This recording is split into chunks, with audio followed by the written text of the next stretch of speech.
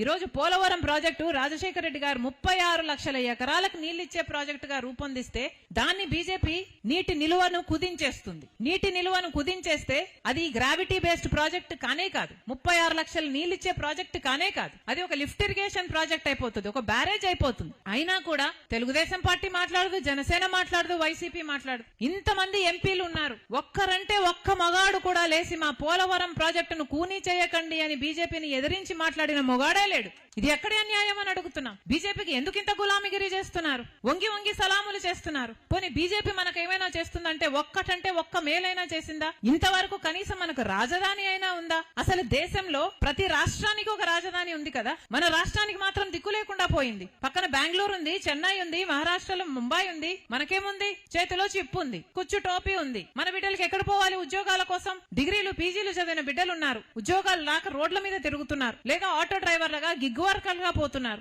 లేదా బయట రాష్ట్రాలకు వలస పోతున్నారు. ఇక మన రాష్ట్రంలో మిగిలేదెవరు? ఇవన్నీ ఆలోచన చేయండి. ఇప్పుడు కూడా బీజేపీ సర్కారు రాజధానికి డబ్బులు ఇస్తున్నామని చెప్తున్నారే, అవి నిధులు కాదు, అప్పులు ఇస్తున్నారట.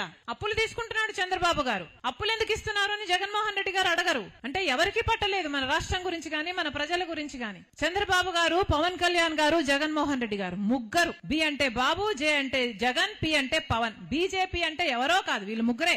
బాబు, జగన్, పవన్, బీజేపీ ముగ్గురు బీజేపీకి ఊడగలు చేస్తున్నారు తప్పితే మన రాష్ట్రం గురించి ఎవరూ ఆలోచన చేయటం. అందుకే ఈ రోజు రాజశేఖర రెడ్డి బిడ్డ కాంగ్రెస్ పార్టీ తరపున నిలబడి మన రాష్ట్రానికి ఎందుకు మేలు చేయరు, బీజేపీకి ఎందుకు ఊడిగలు చేస్తున్నారు అని ప్రశ్నిస్తుంది కాంగ్రెస్ పార్టీ. ఈ రోజు ఒక్క కాంగ్రెస్ పార్టీ మాత్రమే ఏ స్వార్థ రాజకీయాలు చేయటం లేదు కాబట్టే, ఏ కేసుల నుంచి భయపడటం లేదు కాబట్టే ఈ రోజు ఒక్క బీజేపీ ఎదిరించే ఏకైక పార్టీ ఈ రోజు మన రాష్ట్రంలో ఉన్న ఏకైక పార్టీ కాంగ్రెస్ పార్టీ. మేము నిలబడతాం, మేము కొట్లాడతాం, బీజేపీని ఎదిరిస్తాం, ప్రజల సమస్యల మీద పోరాడతాం. ఏ పార్టీ పోరాడినా పోరాడకపోయినా, తెలుగుదేశం అయినా, పవన్ కళ్యాణ్ అయినా, వైసీపీ అయినా, ఎవరు ప్రజల పక్షాన నిలబడకపోయినా రాజశేఖర రెడ్డి బిడ్డ నిలబడుతుంది, కాంగ్రెస్ పార్టీ పోరాడుతుంది అని మీకు మాటిస్తున్నాం. కానీ మేమొక్కరమే పోరాడితే సరిపోదు, మాకు మీ బలం కావాలి. మేము ముందు నడిస్తే మా వెనకాల మీరు ఉండాలి. చేయి చేయి కలుపుతేనే బలం పెరుగుతుంది, అప్పుడే మార్పు వస్తుంది, అప్పుడే ప్రజల జీవితాలు మారుతాయి, మన రాష్ట్రం పరిస్థితి మారుతుంది. మనకి ఇంతవరకు ప్రత్యేక హోదా లేదు, రాజధాని లేదు, పోలవరం ప్రాజెక్ట్ లేదు. ఇంత దయనీయంగా మన రాష్ట్రం ఉంది అంటే